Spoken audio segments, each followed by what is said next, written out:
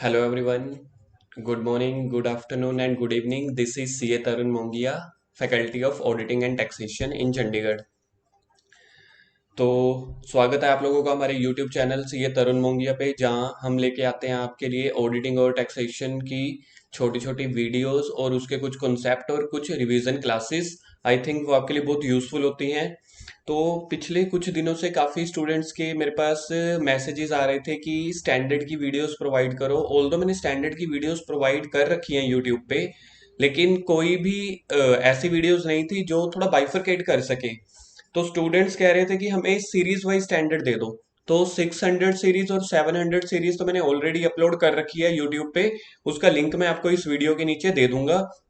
और अब जो मैं स्टैंडर्ड की वीडियो डालने जा रहा हूँ वो है ऐसे 200 की सीरीज। देखो, ऐसे 200 की सीरीज एक बहुत इंपॉर्टेंट सीरीज है और थोड़ी लेंथी सीरीज है, तो हो सकता है ये क्लास आपकी थोड़ी सी बढ़ जाए। अब सबसे पहले मैं आपको बता देता हूँ कि ये जो स्टैंडर्ड्स हैं सीए इंटर के लिए भी एप्लीकेबल होंगे, चाहे वो ओल्ड सिलेबस हो चाहे न्यू, और सीए फाइनल के लिए भी एप्लीकेबल होंगे, सेम टू सेम। और यहाँ पे आपके पास कवरेज जो रहने वाली है स्टैंडर्ड्स की, सभी को पता है मिनिमम 25 मार्क्स के स्टैंडर्ड्स पेपर में आते हैं सीए इंटर के लिए, सीए फाइनल्स के लिए भी। तो 25 से 40 नंबर, कभी कभी ये 45 मार्क्स तक भी पहुंच जाते हैं। तो 25 से 45 मार्क्स तक स्टैंडर्ड्स आपकी कवरेज करके रखता है। और स्टूडेंट्स का सबसे वीक पॉइंट ऑडिटिंग में स्टैंडर्ड रहता है। क्वेश्चंस आते हैं, स्टूडेंट्स को पता ही नहीं होता कि क्या हमें स्टैंडर्ड कोड करना है कि नहीं करना। अभी मैंने एक आरटीपी की वीडियो भी बनाई है लेटेस्ट, जो आपकी May 20 वाली आरटीपी है। बहुत अच्छे अच्छे क्वेश्चंस हैं। तो एक बार के लिए तो आपका भी दिमाग घूम जाएगा कि इस बार आईसीए कैसे क्वेश्चन एक्सपेक्ट करने वाला है आप लोगों से, कि एक हाई लेवल के क्वेश्चन आने वाले हैं। तो उसके ऊपर मैं ऑलरेडी वीडियो बना चुका हूं। और आपको पता है कि उस आरटीपी में इन्होंने किया क्या है, आंसर्स में स्टैंडर्ड्स के स्टैंडर्ड के नंबर ही कोट नहीं किए, स्टैंडर्ड का नेम ही कोट नहीं किया। तो इसलिए वो थोड़ा सा डेंजरस पार्ट हो जाता है। इसलिए स्टूडेंट्स के कहने पे मैं ये सीरीज बनाने वाला हूँ स्टैंडर्ड की, ऐसे 200 सीरीज, इसके बाद ऐसे 300, 400 एंड 500 सीरीज। तो ये सारी स्टूडेंट के पास अलग अलग पहुंच जाएंगी, तो उनके लिए भी बहुत कन्वीनियंट हो जाएगा। पहले कुछ मैं बातें बता देता हूँ। ऐसे 200 सीरीज जो है वो बहुत ही इंपॉर्टेंट सीरीज है, थोड़ी लेंथी है।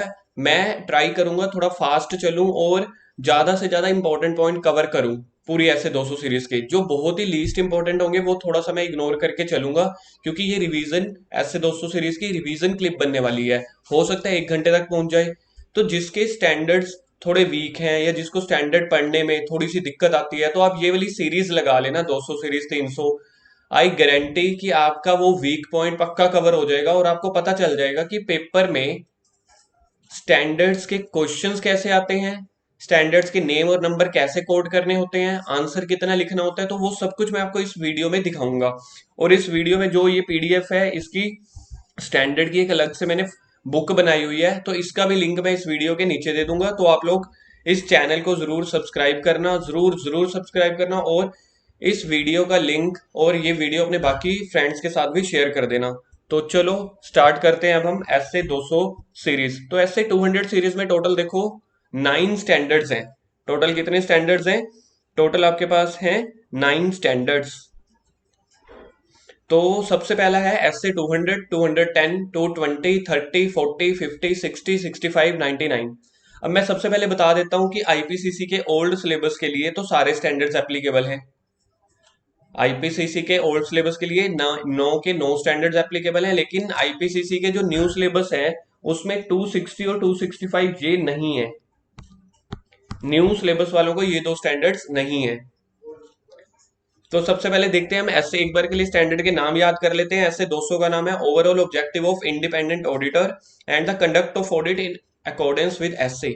सर इतना मुश्किल नाम क्या हमें याद करना पड़ेगा? भाई सीए कर रहे हो तो आराम से हो जाएगा। ओवरऑल ऑब्जेक्टिव, मेरे साथ साथ बोलो, overall objective of independent auditor and conduct of audit in accordance with SA. ऐसे 210 का नाम है agreeing the terms of audit engagement. 220 का quality control for an audit of FS. 230 का ऑडिट डॉक्यूमेंटेशन। 240 का audit responsibilities relating to fraud. Fraud बोलते हैं इसको, फ्रॉड का standard in audit of FS. 250 का consideration of law and regulation in audit of FS. 260 communication of with TCWG, those charged with governance. 265 communicating the deficiencies in internal control with TCWG and management, 299 का joint auditor. देखो यहाँ पे मैं बहुत ही कम repeat करने वाला हूँ क्योंकि वीडियो इससे बहुत ज्यादा लंबी बन जाती है, और अगर किसी को दोबारा सुनना है तो आप थोड़ा सा रिवाइंड करके सुन लेना। डन। तो हम स्टार्ट करते हैं ऐसे 200 में। सबसे पहला स्टैंडर्ड है आपके पास ऐसे 200।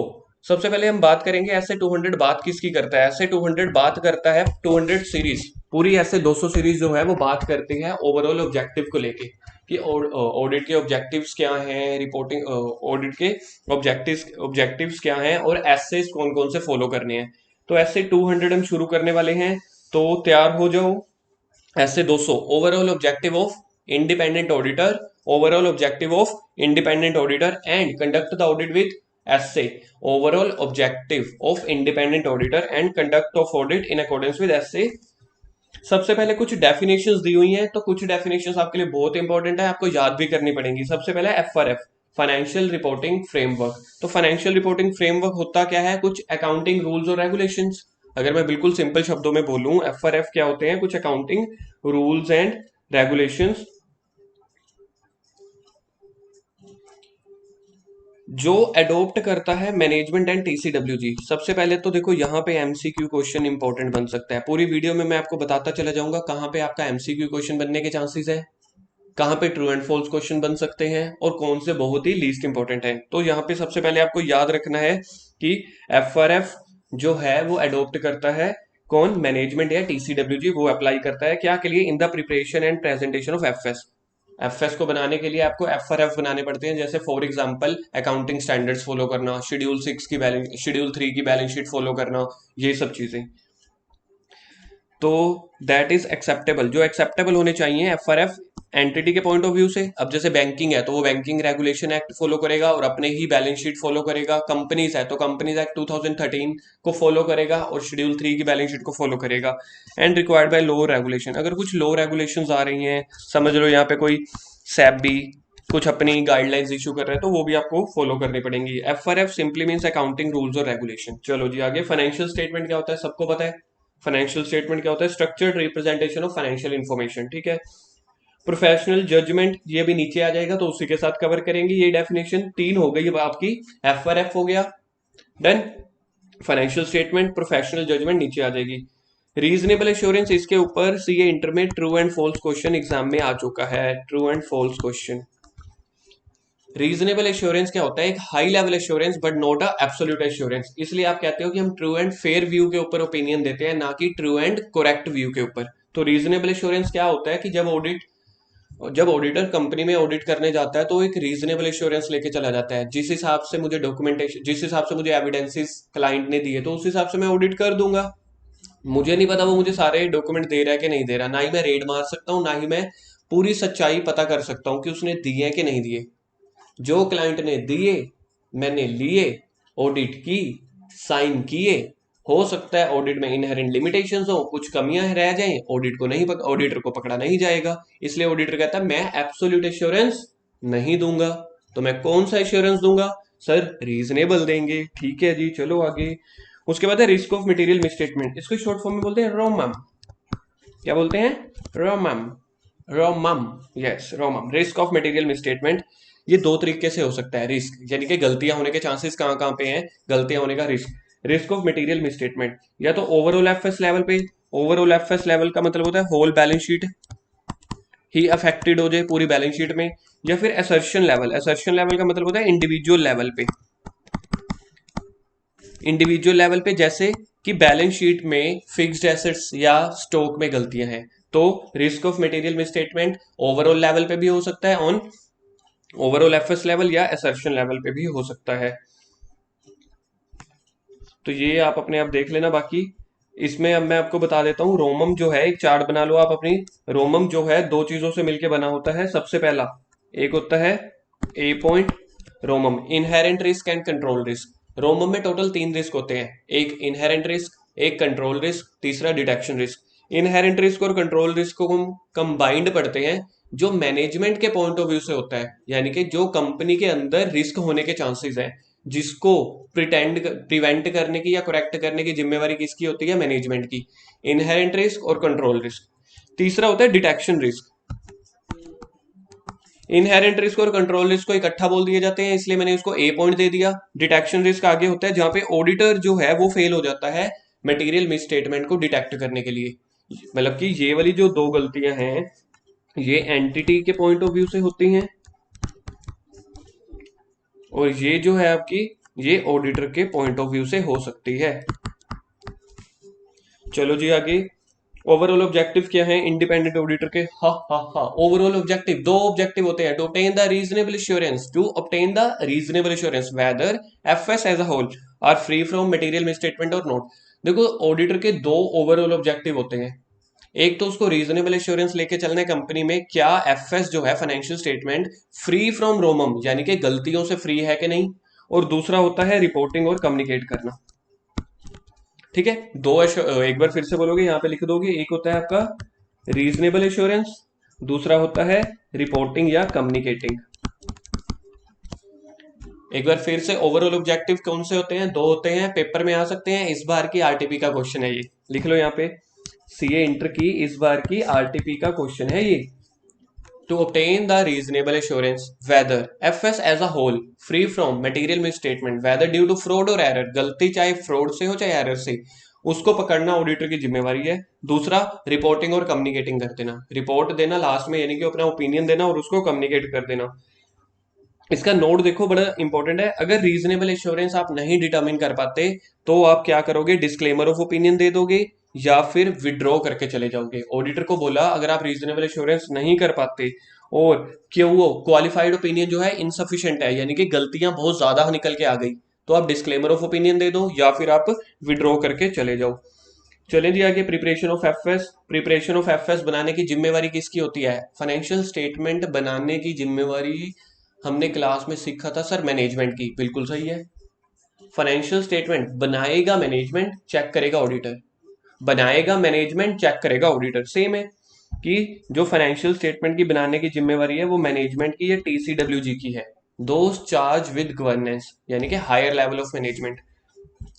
और ऑडिटर को इसके बारे में क्या देखना है? ऑडिटर को देखना है क्या आपने एफएस को बनाया कि नहीं बनाया, किसने? मैनेजमेंट ने।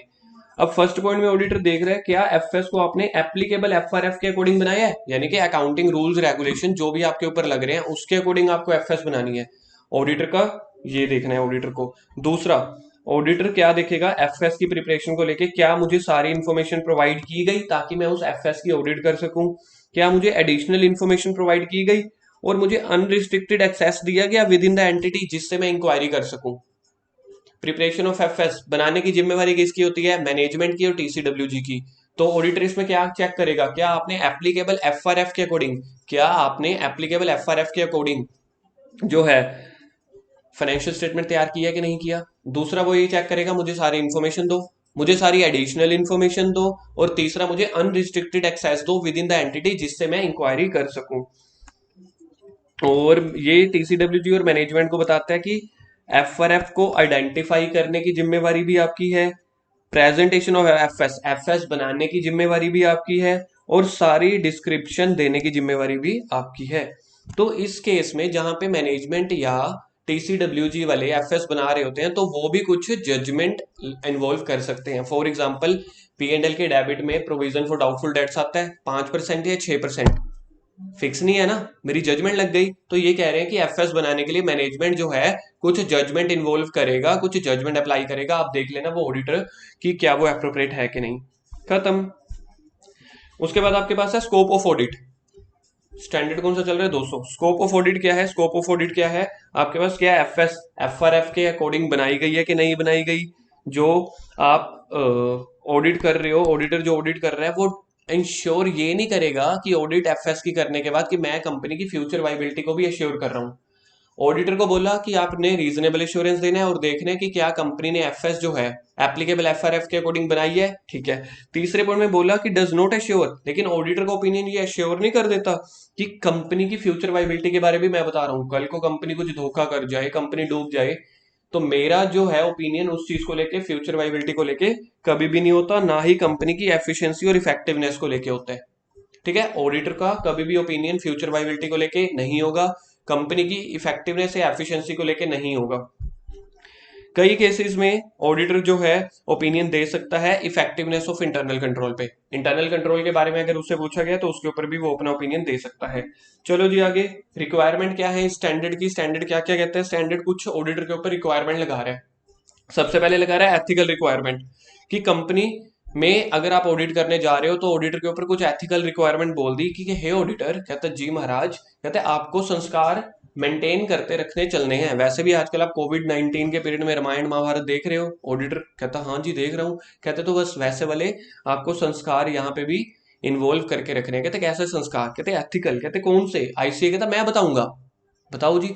Independence, integrity, objectivity, professional competency and due care, confidentiality, professional behaviour और इंडिपेंडेंसी, ये 6 एथिकल बिहेवियर ऑडिटर को ऑडिट करते टाइम ध्यान में रखनी है। कौन से, integrity, objectivity, professional competency, professional behaviour, confidentiality और इंडिपेंडेंस। इंडिपेंडेंस इन माइंड भी होनी चाहिए, इंडिपेंडेंस इन अपीयरेंस भी होनी चाहिए, यानी कि जो ऑडिटर इंडिपेंडेंट है वो जो उसका जो लिंक एंटिटी के साथ नहीं होना चाहिए। चलें जी आगे, उसके बाद है प्रोफेशनल स्पेक्टिसिज्म। प्रोफेशनल स्पेक्टिसिज्म का मतलब होता है एक राजधर्म का पालन करना है आपको। राजधर्म कैसा सर, यानी कि आप जब अपनी, एक सेकंड,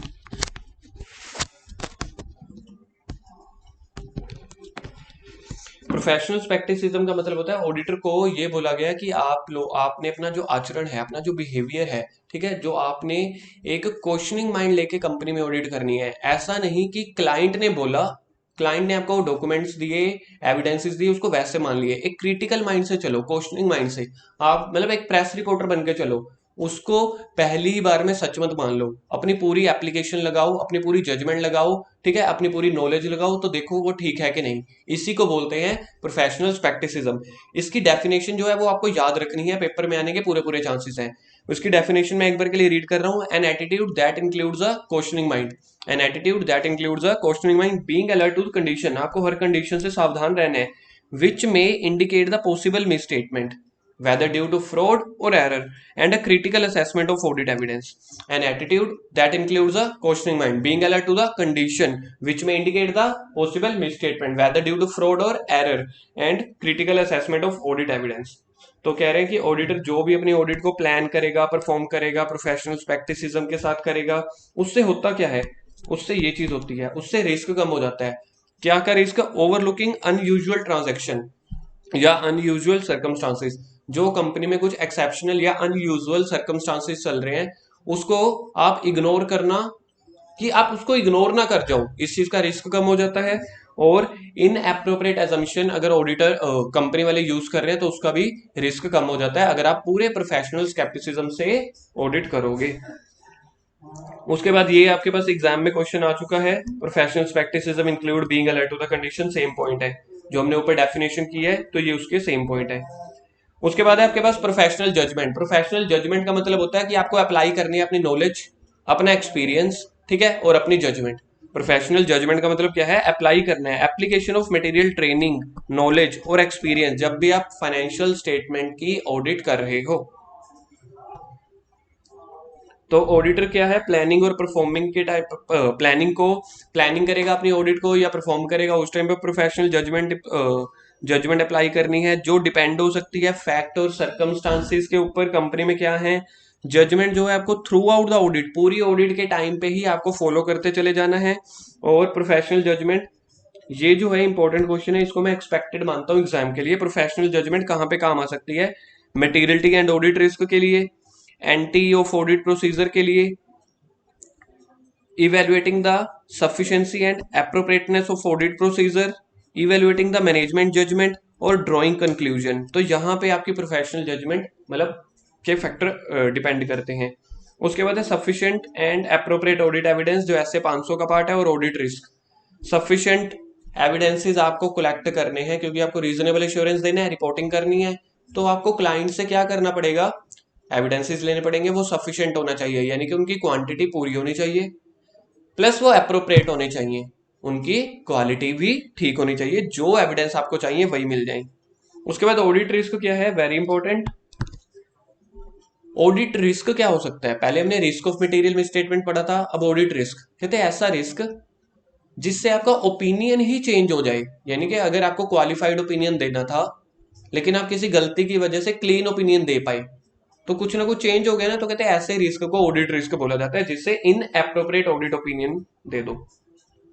उसके बाद है स्टैंडर्ड का नेम था conduct of audit in accordance with SA. तो यही है कि आपको सारे स्टैंडर्ड फॉलो करने हैं? जी नहीं, जो आपके लिए रेलिवेंट है उस कंपनी की ऑडिट में वो सारे स्टैंडर्ड को आप फॉलो करते हुए चले जाओ। लेकिन आपको सारे स्टैंडर्ड्स की, ऑडिटर को सारे स्टैंडर्ड्स की नॉलेज होनी चाहिए। ऑडिटर को सारे स्टैंडर्ड की नॉलेज होनी चाहिए, लेकिन जो उस कंपनी में स्टैंडर्ड्स एप्लीकेबल हो रहे हैं, रेलिवेंट स्टैंडर्ड्स, तो वो सारे वहां पे अप्लाई करोगे। उसके बाद है कुछ, अगर ऑडिटर को है कंप्लाइंग विद रेलिवेंट रिक्वायरमेंट, यहाँ पे मैं डिपार्चर वाला पॉइंट पढ़ रहा हूँ कि auditor shall comply with each requirement of SA unless SA is not relevant. कह रहे हैं अगर कोई एसए रेलिवेंट नहीं है तो आप सारे स्टैंडर्ड को फॉलो करके चलो, लेकिन अगर आप उससे डिपार्ट भी कर सकते हो, यानी कि आप उसको फॉलो ना करो। He may departure from requirement in exceptional circumstances. किसी किसी एक्सेप्शनल सर्कमस्टांसिस में आप क्या कर सकते हो, उन ऑडिट स्टैंडर्ड से डिपार्ट भी कर सकते हो। तब उस केस में आपको ऑल्टरनेट ऑडिट प्रोसीजर लगाना पड़ेगा। ये जो है आपका एमसीक्यू इंपॉर्टेंट बन सकता है या ट्रू एंड फॉल्स के लिए। एमसीक्यू क्या बन सकता है, क्या ऑडिटर किसी एक्सेप्शनल सर्कमस्टांस में ऑडिटिंग स्टैंडर्ड अप्लाई करने को लेकर डिपार्ट कर सकता है, यानी कि उससे भाग सकता है, उसको अप्लाई ना करे, ऐसा हो सकता है? The answer is yes, he may depart but he should perform the alternate audit procedure in that case. अगर आप किसी objective failure to achieve an objective, अगर आप ऑब्जेक्टिव को अचीव नहीं कर पाते तो आपको क्या करना पड़ेगा, मतलब अगर आप ऑडिट के ऑब्जेक्टिव को अचीव नहीं कर पाते तो आपकी अपना ओपिनियन मॉडिफाई कर दोगे, तो आप अपना ओपिनियन मॉडिफाई कर दोगे। उसके बाद है इनहेरेंट लिमिटेशंस। ऑडिट में 4 इनहेरेंट लिमिटेशंस होती हैं, जिसकी वजह से ही आप सिर्फ रीजनेबल एश्योरेंस दे पाते हो, ना कि एब्सोल्यूट। पहला होता है nature of audit, nature of financial reporting. ये दी हुई है 4 limitations. Nature of financial reporting में क्या होता है कि जब आप फाइनेंशियल रिपोर्टिंग यानी कि पी एंड एल अकाउंट या बैलेंस शीट बना रहे हो, तो कुछ आइटम ऐसी हो जाती हैं जो जजमेंट बेस होती हैं, जैसे कि provision for warranty, provision for doubtful debts. तो वहां पे आपने क्या लगाया, जजमेंट लगा दिया। तो जब जजमेंट लगाया 100% करेक्ट तो नहीं हुआ, तो उसको बोलते हैं नेचर ऑफ फाइनेंशियल रिपोर्टिंग, जिससे ऑडिट की एक लिमिटेशन होती है। Second, nature of audit procedure. समझ लो मैनेजमेंट ने आपको कंप्लीट इन्फॉर्मेशन प्रोवाइड ही नहीं की, कहते हम सारी इन्फॉर्मेशन उन्होंने आपसे छुपा ली, तो नेचर ऑफ ऑडिट प्रोसीजर ही ऐसा हुआ, तो ये ऑडिट की लिमिटेशन है, जिसकी वजह से आप 100% एश्योरेंस नहीं दे पाते, आप सिर्फ रीजनेबल एश्योरेंस दे पाते हो। उसके बाद है balance between benefit and cost. वो कह रहे हैं जल्दी खत्म करो ऑडिट, तो आप जल्दी खत्म करने के चक्कर में ऑडिट सैंपलिंग लगाते हो या अच्छी ऑडिट नहीं कर पाते। और अदर्स, अदर लिमिटेशंस में होती है लाइक रिलेटेड पार्टी ट्रांजैक्शन बहुत सारी हैं, या फिर कंपनी के सीनियर लेवल के फ्रॉड बहुत सारे हो रहे हैं, तो इनकी वजह से आप ऑडिट में प्रॉपर जो है वो 100% ऑडिट 100% एब्सोल्यूट एश्योरेंस नहीं दे पाते। तो इनहेरेंट लिमिटेशंस कौन सी हैं? 4। इस बार की आरटीपी में 2 आई हुई हैं ये, nature of financial reporting, nature of audit procedure, timeliness and balance between benefit and cost और अदर। तो इसी के साथ आपका ऐसे 200 खत्म होता है। ठीक है, तो इसके बाद हम शुरू करते हैं जल्दी से ऐसे 210।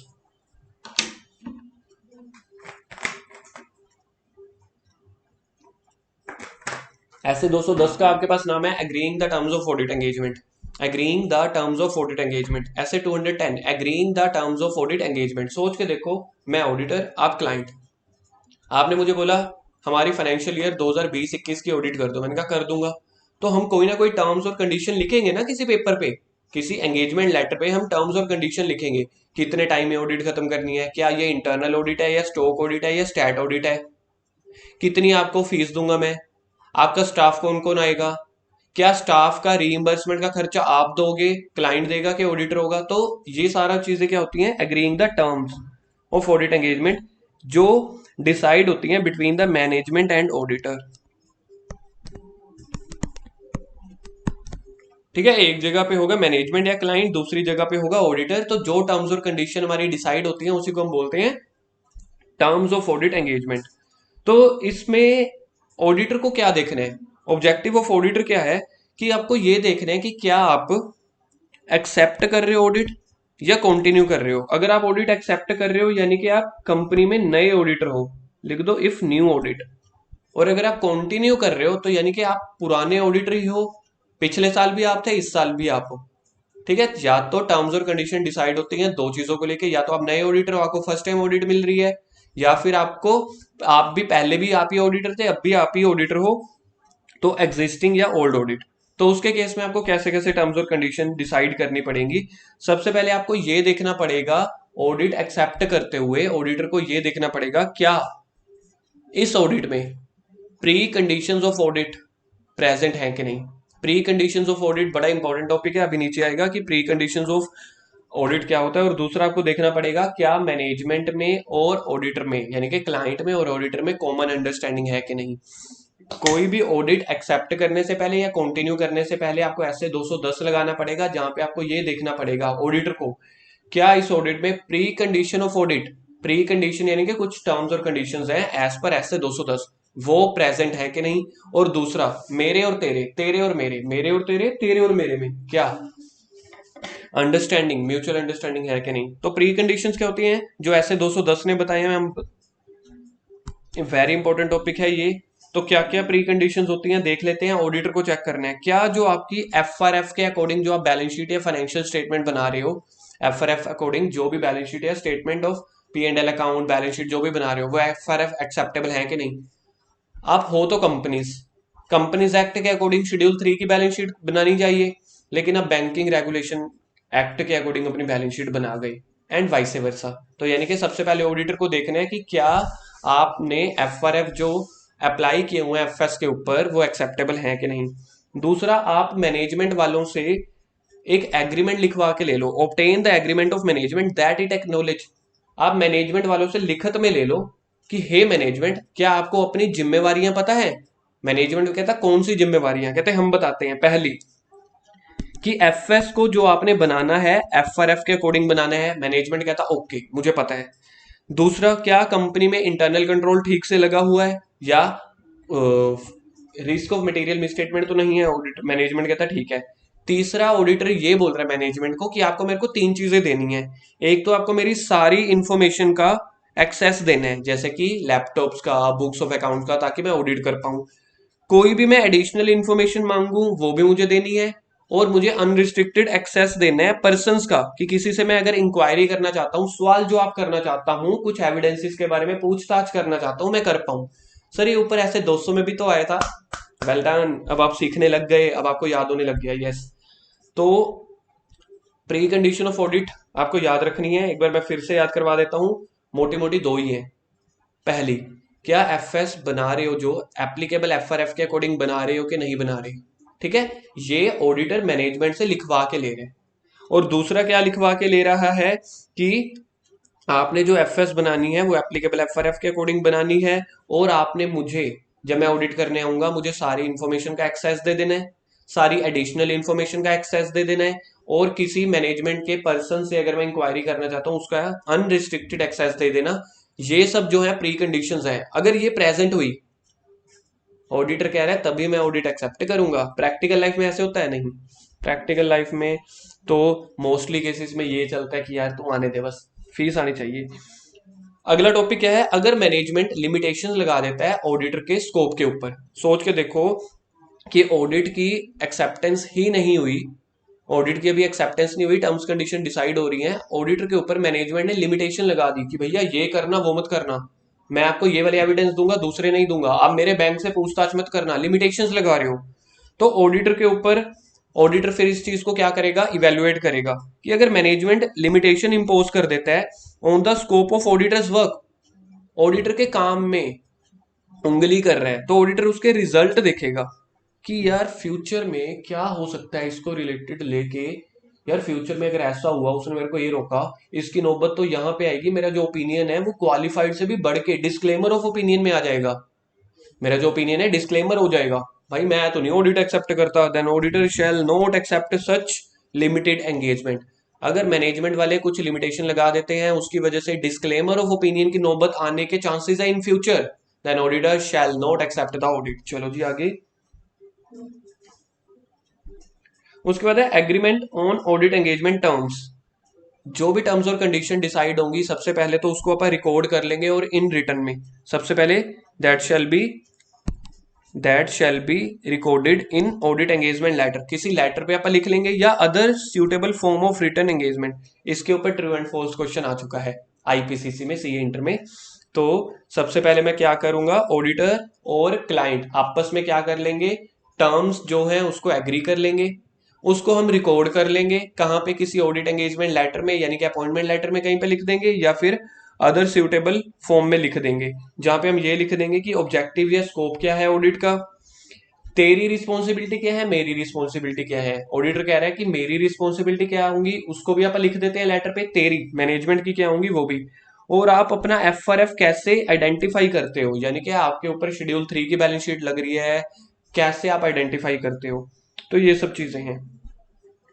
उसके बाद है form and content of audit engagement letter. तो उसमें आप क्या क्या लिखोगे, फॉर्म एंड कंटेंट, उसमें आप लिख दोगे सबसे पहले कौन कौन से रेगुलेशंस अप्लाई हो रहे हैं उस कंपनी के ऊपर, कौन से स्टैंडर्ड्स अप्लाई हो रहे हैं, इनहेरेंट लिमिटेशंस क्या क्या है ऑडिट में, इनहेरेंट लिमिटेशंस क्या क्या है, क्योंकि कुछ इनहेरेंट लिमिटेशंस की वजह से कई बार मटेरियल मिसस्टेटमेंट डिटेक्ट नहीं हो पाते, तो उस केस में मेरी क्या रहेगी, रिस्पॉन्सिबिलिटी। फिर वो उस एंगेजमेंट लेटर पे ऑडिटर लिख देगा कि ऑडिट टीम कौन सी आएगी आपके पास ऑडिट करने, क्या आप उसको रिटर्न रिप्रेजेंटेशन क्या आप उनको भी कोई डॉक्यूमेंट दोगे ताकि वो ऑडिट कर पाए, और क्या फीस डिसाइड होगी, ये तो सबसे पहले होना चाहिए था। तो ये ऑडिट एंगेजमेंट लेटर जो मैनेजमेंट में और ऑडिटर में डिसाइड हो रही है उसके कंटेंट हैं। सबसे पहला स्कोप ऑफ ऑडिट, और क्या रेगुलेशंस या क्या स्टैंडर्ड्स अप्लाई हो रहे हैं, और इनहेरेंट लिमिटेशंस की वजह से कुछ मिसस्टेटमेंट हो सकता है, डिटेक्ट ना हो पाए, तो इसके लिए ऑडिटर कहता है मैं जिम्मेवार नहीं हूंगा, ये भी हम लिख देंगे उसमें। ऑडिट टीम कौन सी आएगी, कितनी आप मुझे फीस दोगे, क्या रिटर्न रिप्रेजेंटेशन आप मुझे प्रोवाइड करोगे, ये सब चीजें। क्या पीयर रिव्यू होने के चांसेस हैं, पीयर रिव्यू होने का मतलब होता है कि जो सीए ऑडिट करने आया है उसकी फर्म की भी ऑडिट करवाते हैं किसी दूसरे सीए से, आईसीए करवाता है।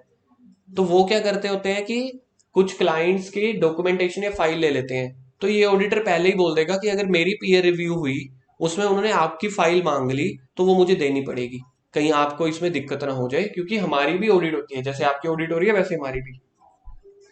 उसके बाद अगला टॉपिक है आपके पास रैकरिंग ऑडिट। रैकरिंग ऑडिट यहाँ पे ये नहीं है बार बार ऑडिट करना, डेली ऑडिट करना, ऐसे 210 में रैकरिंग ऑडिट एक डेंजरस सा पॉइंट आ जाता है। तो रैकरिंग ऑडिट का मतलब होता है revision in terms and condition. अगर आप अपनी ओरिजिनल टर्म्स और कंडीशन में कुछ रिवीजन करना चाहते हो, कुछ चेंजेस करना चाहते हो, यहाँ पे उसको बोल रहे हैं रैकरिंग ऑडिट। या फिर एंटिटी को रिमाइंड करवा देना उसकी एग्जिस्टिंग टर्म्स और कंडीशन।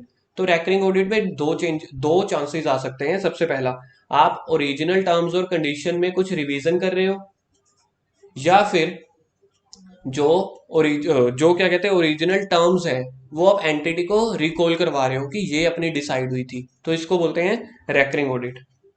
अब यहाँ पे एक टॉपिक आता है जो एग्जाम में बहुत बार पूछा गया है, क्या हर बार अगर आप 5 साल के लिए ऑडिटर हो तो क्या हर साल ऑडिट एंगेजमेंट लेटर जो है ऑडिटर देगा किसको, मैनेजमेंट को, या पिछले वाला भी चल जाएगा।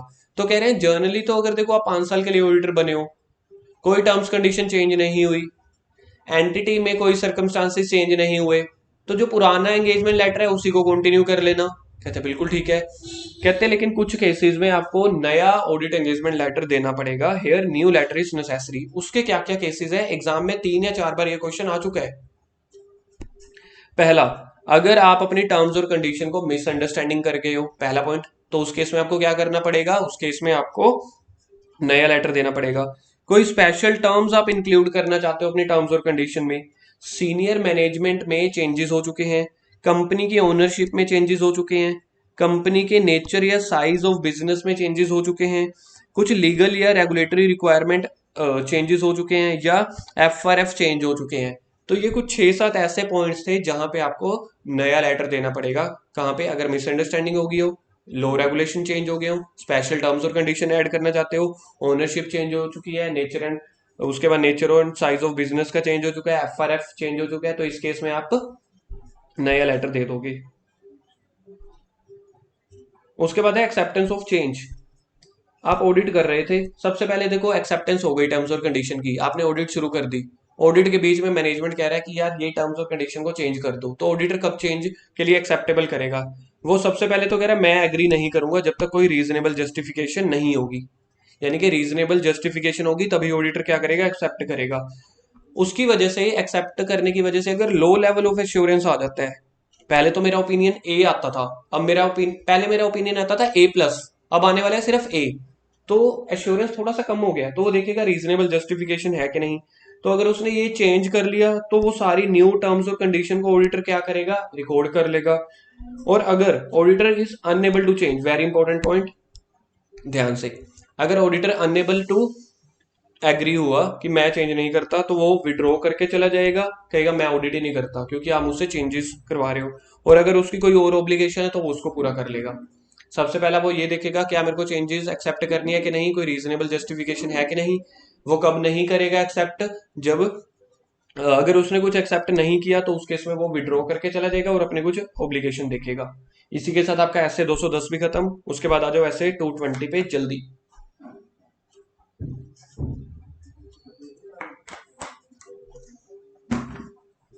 ऐसे 220 quality control for audit of FS, ये जो स्टैंडर्ड लग रहा है ये लग रहा है ऑडिटर के ऊपर। सर आप थोड़ा फास्ट करवा रहे हो, अगर फास्ट नहीं करवाऊंगा तो नो स्टैंडर्ड कैसे कवर होंगे।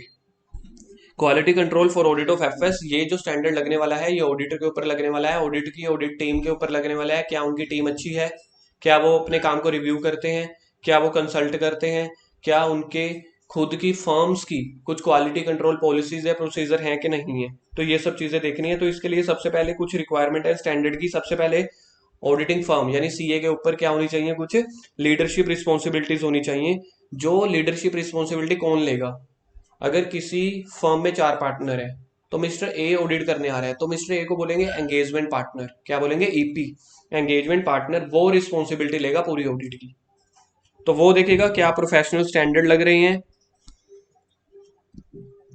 क्या लीगल रिक्वायरमेंट लग रही है जो मैं इस कंपनी की ऑडिट करने आ रहा हूँ, फर्म्स की खुद की क्वालिटी कंट्रोल पॉलिसीज कैसी हैं, जो हम ऑडिट रिपोर्ट इश्यू करेंगे वो अप्रोप्रिएट है या नहीं है, और क्या मेरी टीम, जो हमारी टीम के कुछ आर्टिकल्स हैं वो बिना डरे रेस कंसर्न जो है वो रेस कर सकते हैं, और क्वालिटी हमें मेंटेन करनी ही पड़ेगी। तो पहला पॉइंट आ गया ऐसे 220 ऑडिट फर्म के ऊपर लग रहा है, फर्म्स के ऊपर, जहां पे बोला गया है लीडरशिप रिस्पॉन्सिबिलिटीज कौन लेगा, एंगेजमेंट पार्टनर लेगा। अगर कोई इंप्लॉई होंगे, कोई आर्टिकल होंगे, वो नहीं, जो मेन सीए होगा वो लेगा। उसके बाद एथिकल रिक्वायरमेंट पूरी करनी है, संस्कार ऐसे 200 में भी पढ़ा था ना, एथिकल रिक्वायरमेंट भी ऑडिटर को और उसकी ऑडिट टीम को, एंगेजमेंट पार्टनर को और उसकी टीम को एथिकल रिक्वायरमेंट भी फुलफिल करनी पड़ेंगी। एथिकल रिक्वायरमेंट वही वाली, independence, integrity, objectivity, professional competency, professional behaviour, या किसी और के साथ कंसल्ट करना, ये सब चीजें। तीसरा है इंडिपेंडेंस, ऑडिटर जो है और ऑडिट की टीम जो है वो इंडिपेंडेंट होनी चाहिए, उसका कंपनी के साथ कोई भी अटैचमेंट नहीं होना चाहिए। कंपनी अगर बोले कि हाँ ये सही है, ऐसा नहीं मान लो, आप अपनी तरफ से जो आपको नॉलेज है इंडिपेंडेंट होके चेक करो। तो ये सब चीजें हैं कि इंडिपेंडेंट रिक्वायरमेंट भी एंगेजमेंट पार्टनर को और उसकी टीम को फुलफिल करनी पड़ती है। अगर कुछ थ्रेट्स टू इंडिपेंडेंस हैं वो आप आइडेंटिफाई करके चलो, ऑडिट में अगर कुछ थ्रेट्स हैं उसको आइडेंटिफाई करके चलो। इवेलुएट करो सारी इंफॉर्मेशन को जो भी आपको वहां पे प्रोवाइड की जा रही है, तो देखो कि क्या वो थ्रेट तो नहीं क्रिएट हो रहा उससे, कोई हमारी इंडिपेंडेंसी को लेकर तो कोई थ्रेट नहीं हो रहा, तो इसलिए इंफॉर्मेशन को इवेलुएट करो। और फिर अगर कोई थ्रेट निकल के आता है तो कुछ ऐसे एक्शंस लो जिससे वो थ्रेट एलिमिनेट हो जाए और क्लाइंट को और शेयर होल्डर्स को भरोसा हो जाए, या तो फिर विड्रॉ करके चले जाओ अगर थ्रेट एलिमिनेट नहीं होता। और उसके बाद आप जल्दी से रिपोर्ट कर दो अपनी फर्म को और मैटर को रिजोल्व करने का प्रयास करो। तो इंडिपेंडेंसी भी आपको मेंटेन करके चलनी है। ऐसे 220 ऑडिटर के ऊपर लग रहा है, जहां पे सबसे पहले बोला लीडरशिप रिस्पॉन्सिबिलिटी फुलफिल करो, सेकंड में बोला एथिकल रिस्पॉन्सिबिलिटी भी फुलफिल करो, तीसरे में बोला कि हे ऑडिटर, एंगेजमेंट पार्टनर और उसकी टीम जो है वो इंडिपेंडेंट होनी चाहिए। फोर्थ बोल रहा है कि आप एक्सेप्ट कर रहे हो या कंटिन्यू कर रहे हो ऑडिट को, accept and continues of client relationship and audit engagement. Accept हम कब करते हैं, जब आपको न्यू ऑडिट मिल रही है या फर्स्ट टाइम ऑडिट मिल रही है। कंटिन्यू आप कब करते हो, जब आप ओल्ड ऑडिट एक्सेप्ट कर रहे हो। तो उन सारी चीजों को लेके चलना। फिफ्थ आपके पास है असाइनमेंट ऑफ एंगेजमेंट टीम, कि आपको एंगेजमेंट टीम कैसी रखनी है। एंगेजमेंट पार्टनर देखेगा कि क्या जो मैं एंगेजमेंट टीम जिस जो मतलब ऑडिट करने जाएगी उसकी कॉम्पिटेंसी चेक करनी है, उसकी कैपेबिलिटी चेक करनी है, क्या वो कॉम्पिटेंट है, अच्छे से ऑडिट कर पाएगी और उनमें कैपेबिलिटी है कि नहीं। क्या वो प्रोफेशनल स्टैंडर्ड्स या रेगुलेटरी और लीगल रिक्वायरमेंट को फॉलो कर रहे हैं कि नहीं कर रहे, और जो ऑडिट रिपोर्ट लास्ट में हम इशू करेंगे वो एप्रोप्रिएट है कि नहीं। कहीं आपको देनी चाहिए थी क्वालिफाइड रिपोर्ट और आप क्लीन रिपोर्ट दे रहे हो, तो आपको ऑडिट एंगेजमेंट टीम भी आपकी कॉम्पिटेंट होनी चाहिए, कैपेबिलिटी होनी चाहिए, प्रोफेशनल स्टैंडर्ड जो अप्लाई हो रहे हैं उसको फॉलो करो, रेगुलेटरी या लीगल रिक्वायरमेंट फॉलो करो, और जो आप रिपोर्ट इशू कर रहे हो वो भी अप्रोप्रिएट होनी चाहिए। उसके बाद आपको है एंगेजमेंट, सिक्स्थ पॉइंट है एंगेजमेंट परफॉर्मेंस, जिसमें पहला है डायरेक्टर सुपरवाइज करना। एंगेजमेंट पार्टनर की रिस्पॉन्सिबिलिटी रहेगी कि आप अपने जो भी एंगेजमेंट टीम है उसको डायरेक्टर सुपरवाइज करके चलो, मॉनिटरिंग करके चलो कि क्या वो सही से ऑडिट कर रहे हैं कि नहीं कर रहे। तो इसकी रिस्पॉन्सिबिलिटी कौन लेगा, हमेशा की तरह एंगेजमेंट पार्टनर। और रिव्यू करना, एंगेजमेंट टीम का काम हो गया, तो कौन रिव्यू करेगा, एंगेजमेंट पार्टनर। फिर अगर एंगेजमेंट पार्टनर का काम हो गया, एंगेजमेंट पार्टनर ने वो उसको रिव्यू कर लिया, तो एक EQC engagement quality control reviewer को अपॉइंट करेंगे जो इस सारे काम की ऑडिट करेगा। आर्टिकल्स या एम्प्लॉयज के काम को रिव्यू कौन करेगा, एंगेजमेंट पार्टनर। एंगेजमेंट पार्टनर का सारा काम हो गया, फिर भी एक्सटर्नल कुछ रिव्यू करवा के चलेंगे किसी और पार्टनर से, किसी और CA से। तो कौन कौन से मैटर्स ऐसे हो सकते हैं जहां पे EQC रिव्यूअर की भी नौबत आ सकती है। तो कुछ सिग्निफिकेंट मैटर निकल के आते हैं एंगेजमेंट टीम के साथ, उसको रिव्यू कर सकता है। प्रपोज्ड ऑडिट रिपोर्ट आप कैसे इश्यू करने वाले हो क्लाइंट को, उसको भी रिव्यूअर जो है रिव्यू कर सकता है। कुछ स्पेसिफिक डॉक्यूमेंटेशन आपको ये मेंटेन करके चलनी है, उसको भी EQC रिव्यूअर जो है मेंटेन कर सकते हैं। आप किस कंक्लूजन पे पहुंचे हो वो भी, और जो आपकी ऑडिट रिपोर्ट इशू करने वाले हो वो अप्रोप्रिएट है कि नहीं। यानी कि पहले तो आर्टिकल्स ने अपने एंगेजमेंट पार्टनर के साथ डिस्कस किया था, ये कंसल्ट किया था, ये रिव्यू किया था। फिर जब ओवरऑल ये बन गया तो एक EQC रिव्यूअर आता है जो कोई इंपॉर्टेंट मैटर्स हो, सिग्निफिकेंट मैटर्स हो, या प्रपोज्ड ऑडिट रिपोर्ट आप देने वाले हो उसको रिव्यू करता है। कई बार क्या होता है कि with in the engagement team या एंगेजमेंट टीम का पार्टनर्स के साथ या फिर पूरी टीम का रिव्यूअर के साथ डिफरेंस ऑफ ओपिनियन हो सकता है, तो आप फर्म्स की पॉलिसीज और प्रोसीजर को उसको फॉलो कर लेना। मॉनिटरिंग, मॉनिटरिंग करना क्या होता है, जो हमेशा से पढ़ते आ रहे हो, जो ऊपर के 6 स्टेप्स हो गए हैं उसको मॉनिटर करना टाइम टू टाइम। और डॉक्यूमेंटेशन, डॉक्यूमेंटेशन कौन कौन करेगा, पूरे स्टैंडर्ड की डॉक्यूमेंटेशन करेगा। जब आप ऑडिट, एक तो ऑडिटर कि मैंने इस कंपनी में क्या क्या ऑडिट किया है उसकी पूरी डॉक्यूमेंटेशन में बना के चलूंगा, और एक डॉक्यूमेंटेशन करेगा EQC रिव्यूअर कि मैंने क्या क्या रिव्यू की है। इसी के साथ आपका ऐसे 220 भी खत्म होता है, तो 3 स्टैंडर्ड्स हमारे हो चुके हैं। ऐसे 200 हो गया ओवरऑल ऑब्जेक्टिव, 210 हो गया agreeing the terms of audit engagement, 220 हो गया क्वालिटी कंट्रोल। उसके बाद है ऑडिट डॉक्यूमेंटेशन। तो ऑडिट डॉक्यूमेंटेशन क्या होता है, वर्किंग पेपर। मैं ऑडिट करके आया एज एन ऑडिटर, तो मैं भी तो अपना कुछ लेखा चिट्ठा लिखूंगा ना। मैं भी तो कुछ क्या जांच पड़ताल करके आया हूँ, क्या ऑडिट करके आया हूँ, मैं भी अपनी एक फाइल बनाऊंगा, वर्किंग पेपर्स बनाऊंगा, कुछ ना कुछ फाइल बनाऊंगा, तो उसको बोलते हैं वर्किंग पेपर। तो ये आपको 7 सालों के लिए, 7 ईयर्स के लिए संभाल के रखने पड़ते हैं। ऑडिटर की रिस्पॉन्सिबिलिटी ही बना दी ये। सोच के देखो, स्टैंडर्ड ICA ने एक स्टैंडर्ड निकाल दिया कि हे ऑडिटर, कहता है जी सरकार, कहता है आप जो भी ऑडिट करके आए हो, तो आपने कोई भी पॉइंट निकाले हैं, जो भी ऑडिट करके आए हो उसकी एक डॉक्यूमेंटेशन फाइल बना के चलो। कहता जो हुक्म मैं बना लूंगा। कहता कितने सालों के लिए, ऐसे कहता 7 ईयर्स के लिए। या फिर कुछ लॉ या regulation also establish additional responsibility. Auditor के ऊपर कुछ लॉ रेगुलेशन भी कह सकते हैं कि जैसे फॉर एग्जांपल लिस्टेड कंपनी की ऑडिट कर रहे हो, तो SEBI कह सकते हैं ICA के अकॉर्डिंग आप जो डॉक्यूमेंटेशन कर रहे हो वो तो ठीक है, जो हम बोलेंगे वो भी आप रिस्पॉन्सिबिलिटी, मतलब डॉक्यूमेंटेशन बना के चलना।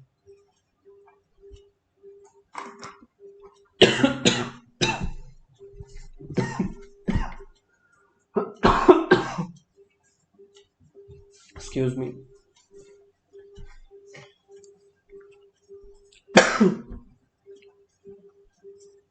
सबसे पहले अब हम देख लेते हैं ऑडिट।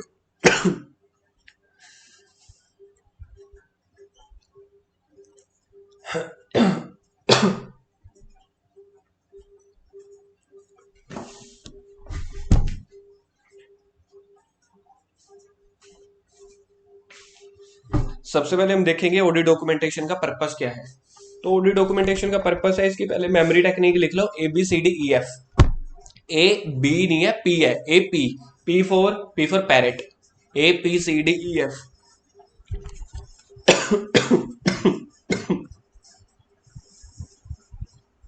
तो ऑडिट डॉक्यूमेंटेशन का पर्पस क्या है? सबसे पहला है कि अगर आप ऑडिट डॉक्यूमेंटेशन करके चलते हो तो एंगेजमेंट टीम जो है ऑडिट को अच्छे से प्लान और परफॉर्म कर पाती है। दूसरा है, आप डायरेक्ट और सुपरवाइज कर पाते हो अपनी टीम को अच्छे से। ऑडिट टीम जो है वो अकाउंटेबल हो जाती है अपने जो जो आप ऑडिट डॉक्यूमेंटेशन में करोगे, टीम को काम सौंप दोगे तो ऑडिट टीम जो है वो अकाउंटेबल हो जाएगी अपने ही काम के लिए। फ्यूचर की ऑडिट के लिए भी आपके लिए हेल्पफुल रहेगा। कंपनी की क्वालिटी कंट्रोल रिव्यू या इंस्पेक्शन होता है उसके लिए हेल्पफुल होगा। और अगर कोई इंस्टरनल इंस्पेक्शन आती है, एक्सटर्नल इंस्पेक्शन अगर होती है तो आपके पास अगर डॉक्यूमेंटेशन होंगे तो आपके लिए थोड़ा बचाव पक्ष होगा। तो APCDEF, ए से आपके पास है ऑडिट टीम अकाउंटेबल हो जाती है अपने अपने काम के लिए। पी से आपके पास है आप प्लानिंग और परफॉर्म कर पाते हो ऑडिट अच्छे से। सी से आपके पास है क्वालिटी कंट्रोल रिव्यू, अगर आप क्वालिटी कंट्रोल रिव्यू और इंस्पेक्शन अच्छे से कर पाते हो। APCD, डी से आपके पास है ऑडिट टीम को आप डायरेक्ट या सुपरवाइज कर पाते हो। ई से आपके पास है एक्सटर्नल इंस्पेक्शन के लिए आपके पास काम आता है। एफ, फ्यूचर ऑडिट के लिए भी आपके पास काम आता है। ऑडिट डॉक्यूमेंटेशन की टाइमिंग क्या है? कहते हैं टाइमली बेसिस पे अपने डॉक्यूमेंट्स बनाते चले जाना और अपनी फाइल बना के रख लेना। फॉर्म और कंटेंट क्या है? फॉर्म और कंटेंट ऑडिट डॉक्यूमेंटेशन की ऑडिट प्रोसीजर जो आपने परफॉर्म किया उसका नेचर, टाइमिंग और एक्सटेंट क्या है। ऑडिट प्रोसीजर जो आपने परफॉर्म किया है उसके क्या रिजल्ट निकल के आए और क्या सिग्निफिकेंट मैटर निकल के आए उसके form content. Nature, timing and extent of audit procedure, result of audit procedure और सिग्निफिकेंट मैटर्स। उसके बाद आपको ये पता चल जाता है कि कोई स्पेशल टर्म्स है तो उसके कैरेक्टरिस्टिक्स क्या हैं, किसने ऑडिट परफॉर्म करी है, किसने ऑडिट रिव्यू की है, कौन कौन से फैक्टर्स ऐसे हैं जो फॉर्म, कंटेंट और एक्सटेंट ऑफ ऑडिट डॉक्यूमेंटेशन को अफेक्ट करते हैं। तो ये एक इंपॉर्टेंट टॉपिक रहेगा। जो फैक्टर्स वाले क्वेश्चन होते हैं इंपॉर्टेंट बन जाते हैं। इसकी मेमोरी टेक्निक लिख लो, सीएम की सारी, सीएम की सारी, साड़ी, सीएम की सारी। सी से आपके पास है कंक्लूजन। टॉपिक क्या है? कौन कौन से ऐसे फैक्टर्स हैं जिससे आपको ऑडिट डॉक्यूमेंटेशन अफेक्ट कर जाती है, यानी कि आपने ऑडिट डॉक्यूमेंटेशन बनानी है, कौन कौन से फैक्टर अफेक्ट करते हैं। सबसे पहला है size and complexity of entity. दूसरा है नेचर ऑफ ऑडिट प्रोसीजर, यानी कि इन चीजों को ध्यान में रख के आप अपनी ऑडिट डॉक्यूमेंटेशन बनाओगे। रिस्क ऑफ मटेरियल मिसस्टेटमेंट कितना है, ऑडिट एविडेंस आपको कितने ऑब्टेन हुए हैं, क्या एक्सेप्शंस आइडेंटिफाई हुई हैं आपको ऑडिट में, यानी कि क्या डिफरेंसेस, किस कंक्लूजन पे पहुंचे हो और ऑडिट में आपने क्या मेथोडोलॉजीज फॉलो की है। तो ये जो 7 पॉइंट्स हैं इनको ध्यान में रख के आप अपनी ऑडिट डॉक्यूमेंटेशन बनाते हो। मेमोरी टेक्निक लिख लेना, सीएम की सारी, इसको पोस्ट करके आप अपने पॉइंट्स कवर अप कर लेना। अगर आप किसी स्टैंडर्ड की रेलिवेंट रिक्वायरमेंट से डिपार्ट करते हो तो आपको क्या करना पड़ेगा उस केस में भी आपको, यानी कि कुछ एक्सेप्शनल सर्कमस्टांसिस में ऑडिटर क्या कहता है कि मैं स्टैंडर्ड को फॉलो नहीं कर सकता, तो आप उसको छोड़ के चले जाते हो, डिपार्ट कर देते हो। तो जब आप डिपार्ट करते हो तो उसकी भी डॉक्यूमेंटेशन करनी है, उसके रीजंस आपको बताने हैं और क्या ऑल्टरनेट प्रोसीजर आपने परफॉर्म किया। ये दो चीजें। Agreeing the terms of audit engagement, ऐसे 210 में भी यही थे। अगर आप किसी रेलिवेंट रिक्वायरमेंट से डिपार्ट करते हो then you have to write the reasons plus you have to perform alternate audit procedure. अगर इंपॉर्टेंट टॉपिक है, अगर आप ऑडिट रिपोर्ट के बाद documentation of matters arising after the date of auditor report, कुछ सर्टेन सर्कमस्टांसेस में आपने audit report issue कर दी, उसके बाद कोई मैटर अराइज हो गई, तो क्या वहां पे भी आपको डॉक्यूमेंटेशन करना पड़ेगा? हाँ। क्या क्या? सबसे पहले देखो क्या सर्कमस्टांसेस थे कि ऑडिट रिपोर्ट आपने इश्यू कर दी क्लाइंट को, उसके बाद भी आपको कुछ चेंजेस करने पड़ गए, तो क्या सर्कमस्टांसेस थे। क्या आपने एडिशनल या नया ऑडिट प्रोसीजर परफॉर्म किया और किस कंक्लूजन पे पहुंचे। When and by whom changes of audit documentation पर मेड एंड रिव्यूड। तो आपको 3 चीजें देखनी है, क्या सर्कमस्टांसेस आए, ऑडिट रिपोर्ट के बाद भी मेरे को डॉक्यूमेंटेशन चेंज करनी पड़ गई, क्या मैंने नया प्रोसीजर लगाया या कंक्लूजन पे पहुंचा, और किसने ऑडिट डॉक्यूमेंटेशन चेंज की। उसके बाद ऑडिट फाइल क्या होती है, सारे पेपर को कंबाइंड कर लो, उसको या तो पेन ड्राइव में डाल लो या फोल्डर में डाल लो, वो होगी आपकी audit file. Assembly of audit file, timely basis पे उसको असेंबल कर लेना। और जो ऑडिट डॉक्यूमेंटेशन है वो प्रॉपर्टी किसकी रहेगी, किसकी प्रॉपर्टी रहेगी, ऑडिटर की। क्या वो मैनेजमेंट को दे सकता है? अगर उसकी अपनी मर्जी हो तो दे सकता है, मैनेजमेंट वाले उससे जबरदस्ती मांग सकते हैं? नहीं। ऑडिटर की खुद की डिस्क्रिप्शन होगी तो वो दे देगा, नहीं तो मैनेजमेंट के जबरदस्ती मांगने से नहीं देगा। मैनेजमेंट का कोई राइट नहीं है ऑडिट के डॉक्यूमेंटेशन, ऑडिटर के डॉक्यूमेंटेशन के ऊपर। और ऑडिट डॉक्यूमेंट, ये true and false question exam में आ चुका है। और ऑडिट डॉक्यूमेंटेशन हमने कितने साल के लिए मेंटेन करना है ये मैंने पहले ही बता दिया था, 7 years from the date of audit report. 7 years from the date of audit report, ये बहुत कंफ्यूजिंग है, बच्चे यहाँ पे 8 years के साथ बड़ा कंफ्यूज होते हैं। डन, आगे आ जाओ ऐसे 240 के पास। ऐसे 240 है auditor's responsibility related to fraud, यहाँ पे मेन रहता है फ्रॉड। ऐसे 240 कहते हैं फ्रॉड रिपोर्टिंग, इसको सिंपल शब्दों में हम बोलते हैं fraud reporting. Auditor's responsibility relating to fraud in audit of FS. Auditor's responsibility relating to fraud in audit of FS. Auditor's responsibility relating to fraud in audit of FS. तीन चीजें होती हैं फ्रॉड के लिए। सबसे पहला होता है इंसेंटिव। अगर आपको वहां पे कुछ ना कुछ लालच दिख रही है, इंसेंटिव मिल रहे हैं, तभी आप फ्रॉड करोगे। Plus opportunity. अपॉर्चुनिटी कब मिलते हैं? जब वहां का इंटरनल कंट्रोल ही वीक होगा।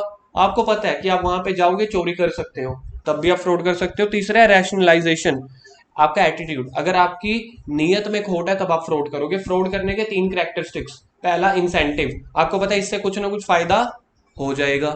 सेकंड अपॉर्चुनिटी, आपको पता है कंपनी में इंटरनल कंट्रोल वीक है, इंटरनल कंट्रोल वीक है तो आपको फ्रॉड करने की अपॉर्चुनिटी मिल गई। तीसरा रैशनलाइजेशन यानी कि एटीट्यूड, आपकी नीयत में ही खोट था। तो सबसे पहले याद रखना, फ्रॉड जो है एक इंटेंशनल एक्ट रहता है by one of more person. वो एम्प्लॉय भी हो सकते हैं, विद इन द एंटिटी भी हो सकते हैं, मैनेजमेंट वाले भी हो सकते हैं। तो वो आपको चेक करके चलना है, यानी ऑडिटर को जब भी जाना है प्रोफेशनल स्केप्टिसिज्म एज पर ऐसे 200 को फॉलो करना है और देखना है कहीं फ्रॉड होने के चांसेस तो नहीं। तो इंटेंशनल एक्ट रहता है ये। जो फ्रॉड है वो 2 तरीके से हो सकता है। एक कागजी फ्रॉड जिसको बोला जाता है fraudulent financial reporting, fraud in books, और दूसरा होता है misappropriation of assets, fraud fraud related to misappropriation of asset. 2 तरह के फ्रॉड। पहला फ्रॉडुलेंट फाइनेंशियल रिपोर्टिंग, यानी कि आप बुक्स ऑफ एंट्रीज में बुक्स ऑफ एंट्रीज में अकाउंट में क्या गड़बड़ी करते हो, यानी कि फ्रॉड इन बुक्स। दूसरा है मिस एप्रोप्रिएशन ऑफ एसेट्स, आप इन्वेंट्री चोरी कर गए, आप फिक्स्ड एसेट को कभी दिखा रहे हो कभी नहीं दिखा रहे हो। तो 2 तरीके का फ्रॉड हो सकता है। तो सबसे पहला फ्रॉड है कागजी फ्रॉड, यानी कि फ्रॉडुलेंट फाइनेंशियल रिपोर्टिंग, जहां पे आप क्या करते हो देखते हैं, जहां पे आप ओमिशन कर देते हो या डिस्क्लोजर रिक्वायरमेंट इसको सब चेंज करते हो। तो वो कैसे होता है फ्रॉडुलेंट फाइनेंशियल रिपोर्टिंग? या तो आप अपने अकाउंटिंग रिकॉर्ड को ऑल्टर करने लग गए, या कुछ सपोर्टिंग डॉक्यूमेंट्स है उसको ऑल्टर करने लग गए। सेकंड है आप कुछ इंटेंशनल ओमिशन, कुछ आप एंट्रीज रिकॉर्ड ही नहीं कर रहे। तीसरा है miss application of accounting principles, accounting principles की मिस एप्लीकेशन कर रहे हो। तो इन 3 वेज में आप फ्रॉडुलेंट फाइनेंशियल रिपोर्टिंग वाले फ्रॉड को अंजाम दे देते हो। कौन से 3? सबसे पहला था ऑल्ट्रेशन ऑफ अकाउंटिंग रिकॉर्ड्स या सपोर्टिंग डॉक्यूमेंट्स, मिस रिप्रेजेंटेशंस या ओमिशंस ऑफ अकाउंटिंग रिकॉर्ड या ट्रांजैक्शंस। तीसरा है miss application of accounting policies. उसके बाद है और किन तरीकों से, ये तो है फ्रॉडुलेंट फाइनेंशियल रिपोर्ट। आप ऐसे क्या meaning, different ways to commit fraud fraudulent financial reporting. तो ये आप कैसे करते हो? फिक्टिशियस जर्नल एंट्रीज रिकॉर्ड करने लग जाते हो, at the end of the year आप एंट्रीज कम ज्यादा करने लग जाते हो, आपकी जजमेंट्स चेंज करने लग जाते हो बार बार, एजम्पशंस आप एडजस्ट करने लग जाते हो। कोई भी ट्रांजैक्शन है या तो उसको एडवांस में रिकॉर्ड कर लिया या डिले, यानी कि प्रीपेड या पोस्टपेड रिकॉर्ड कर दिया। कॉम्प्लेक्स ट्रांजैक्शन जैसे रिलेटेड पार्टी ट्रांजैक्शन में आप ज्यादा इन्वॉल्वमेंट करने की ट्राई करते हो, या फिर आप अपनी टर्म्स और कंडीशंस को या रिकॉर्ड्स को ऑल्टर करते हो। इस वे में आप फ्रॉडुलेंट फाइनेंशियल रिपोर्टिंग यानी कि कागजी छेड़छाड़ यानी कि बुक्स ऑफ अकाउंट्स में फ्रॉड करते हो। उसके बाद आपके पास है मिस एप्रोप्रिएशन ऑफ एसेट्स। तो इसका मीनिंग क्या है? जहां पे आप कोई आपकी रिसीप्ट हो रही है आप उसको दिखाते ही नहीं हो, आप फिजिकल एसेट्स को चुराना शुरू कर देते हो, या फिर कुछ कोजियन, या फिर आप बाहर वालों को ना पैसा देना शुरू कर देते हो जबकि गुड्स आपने मंगवाई ही नहीं, और आप एक नंबर में पैसा दे देते हो, बाहर जाके उससे आप आधे आधे कर लेते हो। वहां पे आप एसेट्स के साथ चोरी करने लग जाते हो। फ्रॉड की कैरेक्टरिस्टिक्स मैंने आपको स्टार्टिंग में ही करा दिया। 3 चीजें होती हैं। इंसेंटिव, इंसेंटिव सबसे पहला जहां पे आपको कहीं ना कहीं फायदा दिख रहा है। सेकंड है एक अपॉर्चुनिटी, परसीव्ड अपॉर्चुनिटी आपको मिल रही है। अपॉर्चुनिटी यानी कंपनी का internal control is so weak so you are doing the fraud. तीसरा है रैशनलाइजेशन, यानी कि आप क्या कर रहे हो, एटीट्यूड दिखा रहे हो, फ्रॉड करने की नीयत दिखा रहे हो। सबसे पहला ये पॉइंट आपके लिए इंपॉर्टेंट होगा, रिस्पॉन्सिबिलिटी किसकी है प्रिवेंशन की लेके, कि फ्रॉड को रोकने की रिस्पॉन्सिबिलिटी क्या ऑडिटर की है? जी ना, जी ना, नहीं। किसकी है? सबसे प्राइमरी रिस्पॉन्सिबिलिटी हमेशा की तरह मैनेजमेंट की और टीसीडब्ल्यूजी की है, जो with in the entity fraud हो रहे हैं उसको रोकने की। ठीक है, प्राइमरी रिस्पॉन्सिबिलिटी क्या है? For the prevention and detection of fraud, management. उसके बाद आपके पास है फ्रॉड जो है उसके साथ कौन कौन से रिस्क एसोसिएट हो सकते हैं। सबसे पहले तो याद रखना 3 पॉइंट है। Risk associated for non detection, अगर आप फ्रॉड को डिटेक्ट नहीं कर पाते, क्या क्या ऐसे रिस्क हो सकते हैं? फिर से, कौन से रिस्क की वजह से आप फ्रॉड को डिटेक्ट नहीं कर पाते? सबसे पहला पॉइंट है इनहेरेंट लिमिटेशंस। ऑडिटर के ऊपर सवाल आ गया। ऑडिटर कहता है देखो जी, कंपनी में इनहेरेंट लिमिटेशन होती है, ऐसे 200 में 4 पड़ी थी। Nature of financial reporting, nature of audit procedure, timeliness and balance between benefit and cost, other inherent limitations. उनकी वजह से कंपनी में कई बार मिस स्टेटमेंट ऐसे होती हैं विच में नोट बी डिटेक्टेड, चाहे मैं पूरे फुल ऑडिट प्रोसीजर को परफॉर्म करूं तब भी वो मिस स्टेटमेंट डिटेक्ट नहीं हो पाती, उसकी वजह से मैं फ्रॉड को डिटेक्ट नहीं कर पाता, तो मुझे मत पकड़ना। ठीक है, सेकंड में कह रहे हैं, सेकंड पॉइंट ये है आपके पास, जो रिस्क है रोमम, risk of material misstatement in fraud, जो रिस्क है फ्रॉड का वो ज्यादा होता है रेदर देन एरर्स। समझ रहे हो ना? जो फ्रॉड में रिस्क रहेगा वो ज्यादा होता है किससे? एरर से। तो इसकी वजह से फ्रॉड जो है वो फुली ऑर्गेनाइज्ड होता है, इसलिए मुझे पता ही नहीं चल पाता कई बार। और तीसरा है मैनेजमेंट वाले अगर फ्रॉड कर रहे हैं वो ग्रेटर देन होता है एम्प्लॉइज फ्रॉड से। तो ये रिस्क है 3, इनहेरेंट लिमिटेशंस की वजह से। सेकंड, फ्रॉड जो है वो मोर देन एरर्स होगा, याद रखना फ्रॉड का रिस्क मोर देन एरर्स होगा। तीसरा है मैनेजमेंट फ्रॉड, वो ग्रेटर देन होगा एम्प्लॉइज। अब ऑडिटर की ड्यूटी क्या है for prevention and detection of fraud? तो ऑडिटर की ड्यूटी ये है कि ऑडिटर को तो रीजनेबल एश्योरेंस लेना है हमेशा की तरह, ऐसे 200 के अकॉर्डिंग, कि whether FS as a whole free from रोमम है कि नहीं।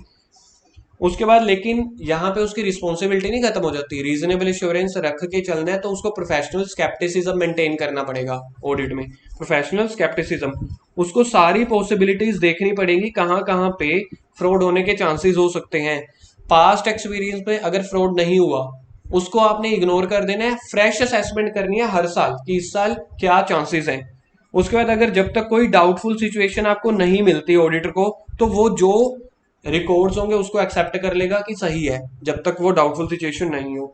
अगर कोई डाउटफुल सिचुएशन है, रिकॉर्ड ऑल्टर किए गए हैं, तो वो आगे मैटर को क्या करेगा? इन्वेस्टिगेट कर देगा। तो ये सब क्या थी ऑडिटर की रिस्पॉन्सिबिलिटी। अगर कोई सर्कमस्टांसेस इंडिकेट कर देती है कि पॉसिबल मिसस्टेटमेंट होने के चांसेस हैं, तो ऑडिटर क्या करेगा? अगर कोई सर्कमस्टांसेस इंडिकेट कर देता है कि पॉसिबल मिसस्टेटमेंट हो सकते हैं, तो ऑडिटर की क्या रिस्पॉन्सिबिलिटी रहेगी? तो ऑडिटर ये देखेगा क्या वो मिसस्टेटमेंट मटेरियल है कि नहीं है। क्या देखेगा? क्या वो मिसस्टेटमेंट मटेरियल है कि नहीं है। और वो फिर कम्युनिकेट करके चलेगा, किसके साथ कम्युनिकेट करके चलेगा? अगर उसको फ्रॉड डिटेक्ट हो जाते हैं, एक तो टीसीडब्ल्यूजी या मैनेजमेंट के साथ कम्युनिकेट करेगा, और सेकंड वो किसके साथ कम्युनिकेट करेगा? रेगुलेटरी अथॉरिटीज के साथ, जैसे कि सैबी, सेंट्रल गवर्नमेंट, ये सब चीजें। अगर ऑडिटर अनएबल हो गया to complete the engagement, auditor को सस्पेक्ट हुआ कि फ्रॉड है, मैनेजमेंट वाले कहते हैं नहीं बताना, हम तेरे को इन्फॉर्मेशन नहीं देंगे, तू आगे किसी को मत बताइयो, ऐसे ऐसे उसके ऊपर प्रेशर डालने लगे जिससे he is unable to complete the audit engagement.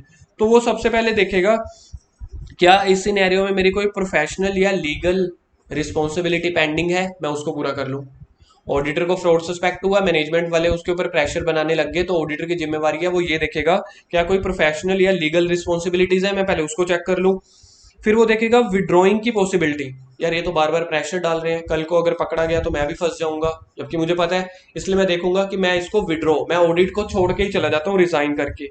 और अगर ऑडिटर विड्रॉ कर देता है तो वो मैटर डिस्कस करेगा टीसीडब्ल्यूजी मैनेजमेंट के साथ कि मैं छोड़ के जा रहा हूँ, और देखेगा क्या मेरी कोई प्रोफेशनल या लीगल रिस्पॉन्सिबिलिटी है कि नहीं है। कुछ सर्कमस्टांसेस हैं जहां पे पता चल जाएगा कि फ्रॉड है कि नहीं, जैसे कि अकाउंटिंग रिकॉर्ड्स में डिस्क्रिपेंसीज आ रही है, ट्रांजैक्शन आप कंप्लीटली रिकॉर्ड नहीं कर रहे, अनऑथोराइज्ड बैलेंसेस आ रहे हैं, लास्ट मिनट्स में आप एडजस्टमेंट्स कर रहे हो, आप कंप्लीट इन्फॉर्मेशन रिकॉर्ड नहीं कर रहे, अनऑथोराइज्ड बैलेंसेस आ रहे हैं, लास्ट मिनट्स में आप एडजस्टमेंट्स करते हो, तो ये इंडिकेटिव है, ये फ्रॉड के चांसेस हैं।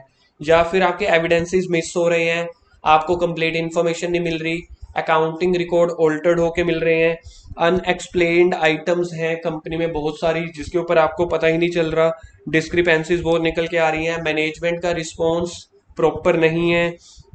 तो यहाँ से आपको पता चल जाएगा कि कंपनी में कहीं ना कहीं फ्रॉड होने के चांसेस हैं।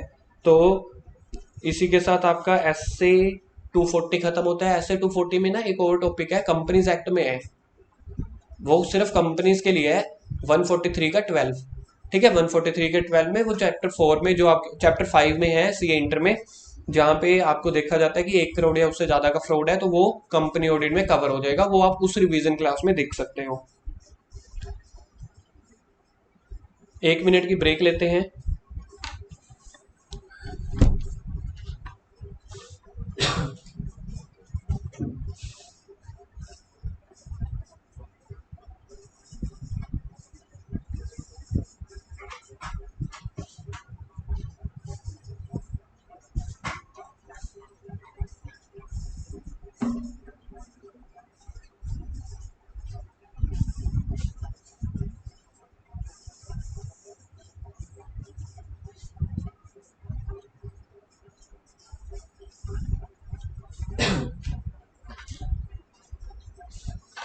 बस हमारा 1 मिनट इतना ही था। नेक्स्ट ऐसे 250, 200 हो गया, 210 हो गया, 220, 230, 240, 5 हो गए, छठा ऐसे 250 consideration of laws and regulation in audit of FS.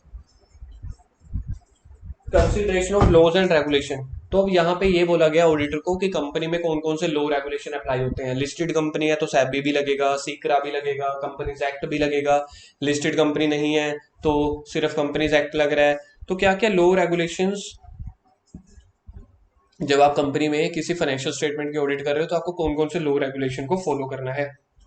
तो सबसे पहले ऑडिटर की रिस्पॉन्सिबिलिटी है कि वो कंपनी के ऊपर कौन से लॉज लग रहे हैं उसकी सारी उसको नॉलेज होनी चाहिए, ये उसको कंसीडर करके चले। अगर लेबर लॉ है, फैक्ट्री एक्ट है, तो वो सब लग रहा है। ठीक है, लेकिन अगर आप ये स्टैंडर्ड तब नहीं लगता अगर आप किसी, आपको ऑडिट मिली हुई है, ठीक है, किसी स्पेसिफिक पॉइंट को लेके और उसके ऊपर आप सेपरेट रिपोर्ट दे रहे हो, तो उस पॉइंट के ऊपर, उस सेपरेट रिपोर्ट के ऊपर ये स्टैंडर्ड आप पे एप्लीकेबल नहीं होगा। और अगर लॉ रेगुलेशन को कंपनी वाले जो है फॉलो अप नहीं कर रहे तो फाइन, पेनल्टी, लिटिगेशन, ये सब चीजें लग सकती हैं। तो मैनेजमेंट की रिस्पॉन्सिबिलिटी है सबसे पहला, हमेशा की तरह की रिस्पॉन्सिबिलिटी किसकी होती है, लॉ रेगुलेशन को आइडेंटिफाई करने की और अप्लाई करने की। तो हमेशा की तरह यही बोला कि मैनेजमेंट की और टीसीडब्ल्यूजी की ही रिस्पॉन्सिबिलिटी रहने वाली है कि उनकी कंपनी के ऊपर कौन कौन से लॉ रेगुलेशन रख रहे हैं, तो अपना स्टाफ अच्छा रखो। The following are the example and procedure an entity may implement to assist the prevention and detection of non. तो कह रहे हैं ये सब चीजें ध्यान में रखना। देखो मैं इसको एक्सपेक्टेड क्वेश्चन मानता हूँ, इस बार के पेपर में आपके पास थोड़े डिफरेंट टाइप के क्वेश्चंस आने वाले हैं। तो क्या क्या हो सकते हैं आपके पास प्रिवेंशन एंड डिटेक्शन को लेके, आप लीगल रिक्वायरमेंट को पूरा करके चलो, इंटरनल कंट्रोल सिस्टम अच्छा करके चलो, कोड ऑफ कंडक्ट मेंटेन करो, एम्प्लॉयज को प्रॉपरली ट्रेन करो, लीगल एडवाइजर्स यानी कि एडवोकेट्स की हायरिंग करो, और एक रजिस्टर बना के चल लो सिग्निफिकेंट लॉज और रेगुलेशन का। ये मैनेजमेंट की रिस्पॉन्सिबिलिटीज है ताकि आप सारे लॉ रेगुलेशन को फॉलो करके चलो। ऑडिटर की क्या रिस्पॉन्सिबिलिटी है, ऑडिटर की रिस्पॉन्सिबिलिटी रहेगी कि अब वो ये देखेगा कि क्या कोई मिसस्टेटमेंट तो नहीं आइडेंटिफाई हो रही नॉन कॉम्प्लायंस को लेके। क्या कुछ मिसस्टेटमेंट को कुछ मिसस्टेटमेंट, अगर वो नॉन कॉम्प्लायंसेस कर रहे हैं तो उसके लेके कुछ मटेरियल मिसस्टेटमेंट तो नहीं रहेगी। लेकिन उनको बोल रहे हैं कि auditor not responsible, auditor responsible नहीं रहेगा अगर वो उसने अपनी ऑडिट को अच्छे से परफॉर्म किया है। अगर उसने सही से ऑडिट प्रोसीजर परफॉर्म किया तो ऑडिटर रिस्पॉन्सिबल नहीं रहेगा। क्यों? क्योंकि ऑडिटर का जो मेन ऑब्जेक्टिव होता है वो रिस्पॉन्सिबल होता है रीजनेबल एश्योरेंस के लिए। ऑडिटर ने रीजनेबल एश्योरेंस यानी कि ट्रू एंड फेयर व्यू दे दिया तो उसके ऊपर वो फिर उसके बाद वो रिस्पॉन्सिबल नहीं रहता, बिकॉज इनहेरेंट लिमिटेशन की वजह से। अब दो तरीके के पॉइंट निकल के आ सकते हैं नॉन कॉम्प्लायंसेस को लेके। अगर आप लॉ रेगुलेशन को फॉलो नहीं कर रहे तो उसका फाइनेंशियल स्टेटमेंट के ऊपर या तो डायरेक्ट इम्पैक्ट पड़ सकता है, जैसे कि आपने वेजेस जो हैं एक्सेस दिखाए हुए हैं, excess salary shown in P and L account, इन पी एंड एल अकाउंट आप एक्सेस सैलरी शो कर रहे हो। या फिर दूसरा होता है कि कंपनी वाले लो रेगुलेशन को फॉलो नहीं कर रहे, उसका P&L या बैलेंस शीट के ऊपर डायरेक्ट इम्पैक्ट नहीं पड़ रहा, इनडायरेक्ट इम्पैक्ट पड़ रहा है, नॉट डायरेक्टली इफेक्ट। तो जैसे आपने फेक वर्कर शो कर दिए, फेक वर्कर शो करने से आप सैलरी ज्यादा दिखा रहे हो, सैलरी ज्यादा दिखाने से आपका P&L खराब हो गया, ठीक है ना, प्रॉफिट कम शो कर रहे हो। तो उसके लिए रिस्पॉन्सिबिलिटी क्या रहेगी, जो नॉन कॉम्प्लायंसेस का डायरेक्ट इम्पैक्ट पड़ रहा है तो उसके लिए ऑडिटर की रिस्पॉन्सिबिलिटी रहेगी to obtain the sufficient and appropriate audit evidence about the compliance. अगर कोई कॉम्प्लायंसेस आप फॉलो नहीं कर रहे तो उसके लिए आपकी क्या रिस्पॉन्सिबिलिटी रहेगी, उसके लिए आपकी रिस्पॉन्सिबिलिटी रहेगी कि आप sufficient and appropriate audit evidences obtain करो, क्या के लिए, about the compliances of law and regulation. और सेकंड कैटेगरी जो इनडायरेक्ट इम्पैक्ट है, जिनका डायरेक्ट इम्पैक्ट नहीं पड़ रहा, उसके लिए आप स्पेसिफिक ऑडिट प्रोसीजर परफॉर्म करके चलो कि ये नॉन कॉम्प्लायंसेस क्यों निकल के आ रही हैं।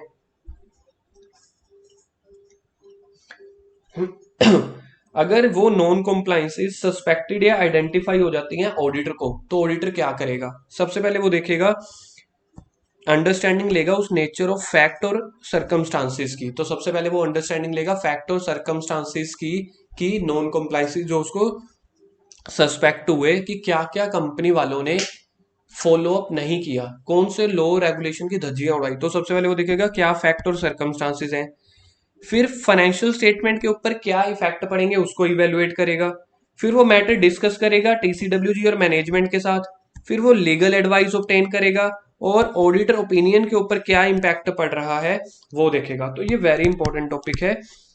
सबसे पहले अगर कंपनी कॉम्प्लायंसेस नहीं कर रही तो वो क्या देखेगा, फैक्ट और सर्कमस्टांसेस देखेगा, पॉसिबल इफेक्ट चेक करेगा फाइनेंशियल स्टेटमेंट के ऊपर, अपनी ऑडिट रिपोर्ट और ओपिनियन के ऊपर, मैटर डिस्कस करेगा मैनेजमेंट के साथ और लीगल एडवाइस भी ऑब्टेन कर सकता है। उसके बाद है रिपोर्टिंग। रिपोर्टिंग किसको करोगे आप, नॉन कॉम्प्लायंसेस की, तो रिपोर्टिंग करोगे TCWG को या फिर TCWG को रिपोर्टिंग कर दोगे, या अगर उससे हायर लेवल ऑफ अथॉरिटी बैठी है उसको। और दूसरा आप यहाँ पे कर सकते हो लीगल एडवाइस ऑब्टेन कर सकते हो अगर आपको नहीं समझ में आ रहा कुछ, और रेगुलेटरी अथॉरिटी SEBI या CG इनको भी आप बता दोगे।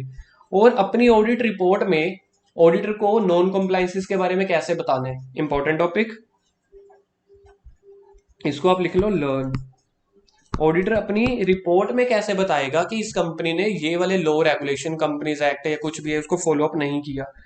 तो सबसे पहले तो वो देखेगा कि अगर मटेरियल इफेक्ट पड़ रहा है फाइनेंशियल स्टेटमेंट के ऊपर, अगर मटेरियल इफेक्ट पड़ रहा है फाइनेंशियल स्टेटमेंट के ऊपर तो वो क्वालिफाइड ओपिनियन या एडवर्स ओपिनियन दे देगा। और अगर मैनेजमेंट उसको प्रिक्लूड कर देते हैं, प्रिक्लूड यानी कि उसको हटा देते हैं कि नहीं नहीं हम नहीं बताते या ये मत कर, प्रेशर डाल रहे हैं, तो वो क्वालिफाइड ओपिनियन दे सकता है या फिर डिस्क्लेमर ऑफ ओपिनियन। तो दो तरह का ओपिनियन दे सकता है अपनी रिपोर्टिंग में जब आप उसको ओपिनियन देना है। क्या उसको नॉन कॉम्प्लायंसेस मिल चुके हैं तो वो देखेगा क्या वो मटेरियल में स्टेटमेंट है, तो वो क्वालिफाइड ओपिनियन या एडवर्स ओपिनियन दे देगा। और अगर मैनेजमेंट वाले उसके ऊपर प्रेशर डालते हैं, इन्फॉर्मेशन नहीं देते, प्रिक्लूड करते हैं उसको किसी भी पॉइंट से, तो वो क्वालिफाइड ओपिनियन या डिस्क्लेमर ऑफ ओपिनियन दे सकता है। और तीसरी रिपोर्टिंग तो मैंने आपको बता ही दी, रेगुलेटरी या जो भी अथॉरिटीज होंगी जैसे कि SEBI CG, अगर वो उनके ऊपर भी SEBI CG इन्होंने भी कुछ बताया हुआ है तो आप उनको भी रिपोर्ट करके बता दोगे।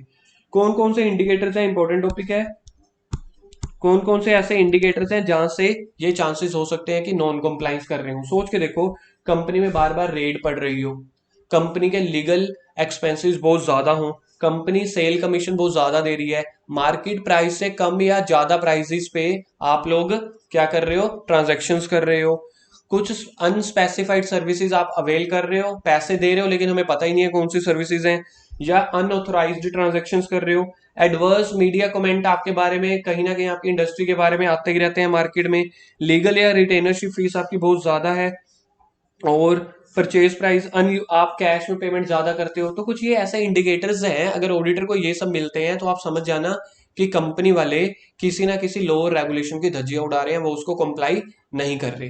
डन। तो इसी के साथ आपका ऐसे 250 भी खत्म होता है। उसके बाद ऐसे 260 और 265 ये सिर्फ ओल्ड सिलेबस के लिए है, न्यू सिलेबस के लिए नहीं है, तो ये थोड़ा इजी है, ठीक है, ये आप अपने आप कवर अप करोगे। 260 और 265 क्यों अपने आप कवर करोगे, क्योंकि ये ओल्ड सिलेबस में है नहीं, सिर्फ न्यू सिलेबस में है। तो हो सकता है ये नोटिफिकेशन आ जाए कुछ टाइम में कि ये स्टैंडर्ड्स ओल्ड सिलेबस के लिए भी एप्लीकेबल ना हो, तो इसलिए मैं इसको कवर अप नहीं कर रहा, दो स्टैंडर्ड सेम से हैं। तो उसके बाद आपके पास रह जाएगा सिर्फ SA 299। 299 क्या है? Responsibility of joint auditor. Auditor बन गया ए, ऑडिटर बी, दो ऑडिटर मिलके ऑडिट कर रहे हैं किसी कंपनी की।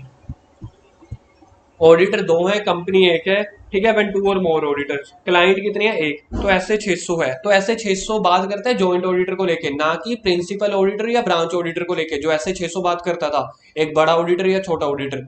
यहाँ पे दोनों ऑडिटर है, दोनों की वैल्यू बराबर है, 50-50%। ठीक है, कंपनी बड़ी है तो वो दोनों इकट्ठे ऑडिट कर रहे हैं। तो एक ऐसे 600 होता है जहां पे एक बड़ा ऑडिटर होता है ब्रांच हेड ऑफिस का, दूसरा होता है ब्रांच का। सबसे पहले दो ऑडिटर होंगे, वो आपस में काम कैसे बांट के चलेंगे? सबसे पहले तो इन्होंने ये बोला म्यूचुअल डिस्कशन से काम बांट के, ए और बी म्यूचुअल डिस्कशन कर लो आपस में कि इस कंपनी का कौन सा काम आप करोगे, कौन सा काम मैं करूंगा। तो ऐसे ही आप अपनी डिवीजन ऑफ वर्क कर लो। दूसरा है, अगर नहीं हो पाता तो कोई आइडेंटिफेबल यूनिट्स या स्पेसिफाइड एरियाज डिसाइड कर लो, यानी कि P&L की ऑडिट आप कर लो, बैलेंस शीट की मैं। कई बार डिसाइड नहीं हो पाता तो P&L की ऑडिट आप कर लो, बैलेंस शीट की मैं। उन कई सर्कमस्टांसेस में उन्होंने देखो यही बता दिया कि आप एसेट्स लाइबिलिटी वाइज या इनकम या एक्सपेंडिचर वाइज या पीरियड वाइज, पहले 6 महीने की मैं कर लेता हूँ, अगले 6 महीने की आप कर लो, सितंबर तक की मैं, मार्च तक की आप। तो इससे भी आप वर्क को डिवाइड कर सकते हो। फोर्थ पॉइंट है, अगर कोई काम ऐसा है जो जॉइंट ऑडिटर में डिवाइड नहीं हो सकता, तो उसके लिए सारे joint auditor, cover by all joint auditor, ठीक है। और उसके बाद उसकी डॉक्यूमेंटेशन करके रख लेना कि कौन सा काम ए कर रहा है, कौन सा बी, और उसको कम्युनिकेट कर देना एंटिटी को। तो डिवीजन ऑफ वर्क बहुत इंपॉर्टेंट है। उसके बाद कोऑर्डिनेशन, आपस में ए और बी जो जॉइंट ऑडिटर है कोऑर्डिनेट करके चलेंगे, और सब कुछ ये लिखत में करके चलेंगे, इन राइटिंग। उसके बाद है रिस्पॉन्सिबिलिटी, बहुत इंपॉर्टेंट टॉपिक है। सबसे पहला है सेपरेट रिस्पॉन्सिबिलिटी। ए अपने काम के लिए रिस्पॉन्सिबल होगा, यानी कि P&L अकाउंट के लिए। बी अपने काम के लिए रिस्पॉन्सिबल होगा, यानी कि बैलेंस शीट आइटम्स के लिए। दूसरा पॉइंट है जॉइंट और सेवरल रिस्पॉन्सिबिलिटीज। किसी किसी केसेस में जॉइंट और सेवरल रिस्पॉन्सिबिलिटीज रहेंगे। कहां पे? अगर पहला कोई काम अगर आप आपस में डिवाइड नहीं कर पाए थे, तो आप दोनों मिलके कर रहे थे, तो दोनों मिलके ही रिस्पॉन्सिबल रहोगे। या फिर अगर आपने कोई ऐसे डिसीजन लिए थे, इकट्ठे decision taken by all joint auditors, audit की नेचर को लेके, टाइमिंग एक्सटेंट को लेके, प्रोसीजर को लेके, उस केस में भी आप दोनों ही इकट्ठे रिस्पॉन्सिबल भी हो सकते हो, अलग अलग भी।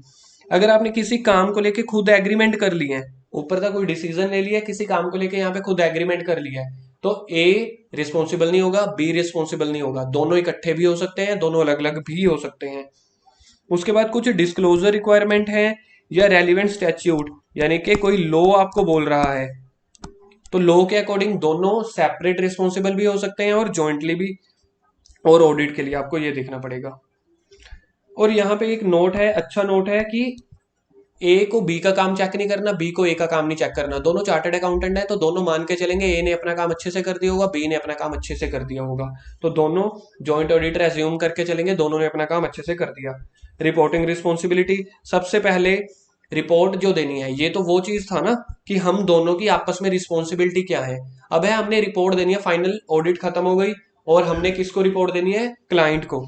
तो सबसे पहले एग्रीड रिपोर्ट पे पहुंच जाओ। ए और बी कह रहे हैं चल यार बिल्कुल ठीक है, जो तू बोल रहा है मैं बोल रहा हूँ, दोनों पॉइंट रख लेते हैं, एक एग्रीड रिपोर्ट बनाते हैं और ऑडिटर को दे देंगे, एंटिटी को दे देंगे। कहते ठीक है। कई केसेस में जॉइंट ऑडिटर की एग्रीड रिपोर्ट नहीं बन पाती, वो डिसएग्री करते हैं, तो वो दोनों क्या अपनी अलग अलग रिपोर्ट दे सकते हैं? The answer is yes. फिर वो अपनी ओन रिपोर्ट दे देंगे, अपना अलग अलग सेपरेट ओपिनियन पेश कर देंगे। तीसरा जो है, समझ लो अगर किसी कंपनी में 4 ऑडिटर हुए, किसी कंपनी में 4 ऑडिटर हुए, ए बी सी तो आपस में एग्री कर रहे हैं, लेकिन डी एग्री नहीं कर रहा, मेजोरिटी ऊपर है, तो क्या डी को मेजोरिटी के साथ घुटने टेक देने पड़ेंगे? The answer is no.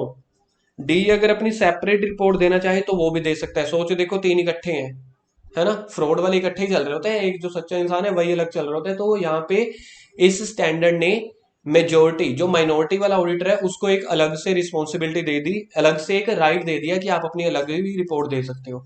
Responsibility पहले तो ये है कि जॉइंट रिपोर्ट बन जानी चाहिए, नहीं होती तो अलग अलग रिपोर्ट दे दो, और जो ऑडिटर होगा मेजोरिटी से बाउंड नहीं होगा, वो अपनी रिपोर्ट भी दे सकता है। इसी के साथ आपकी ऐसे 200 की सीरीज खत्म।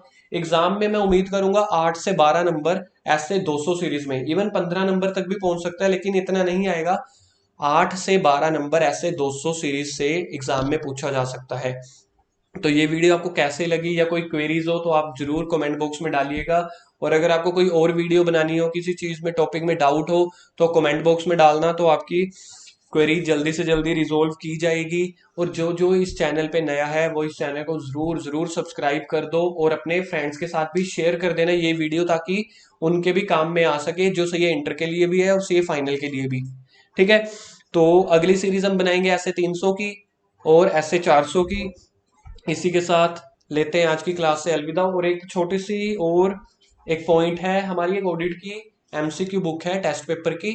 तो अगर किसी को वो एक हाई क्वालिटी की बुक हमने प्रिपेयर की है जो एमसीक्यू है केस स्टडी वाइज, तो किसी को अगर वो चाहिए तो नीचे व्हाट्सएप नंबर दिया हुआ है, आप वहां पे ऑर्डर कर सकते हो। वर्चुअली आपको प्रोवाइड करवा दी जाएगी बहुत ही नॉमिनल फीस पे, बहुत ही नॉमिनल चार्जेस पे। अगर आप वो एमसीक्यू बुक को सोल्व कर लेते हो तो देखो आप एग्जाम में बैठे बैठे कोई भी एमसीक्यू कर लोगे। एक बहुत ही अच्छी हाई क्वालिटी लेवल की बुक बनाई गई है। तो इसी के साथ आज की क्लास के लिए इतना ही। उम्मीद करता हूँ आपको ऐसे 200 सीरीज का अब एक डर खत्म हो गया होगा। Okay, bye bye, thank you.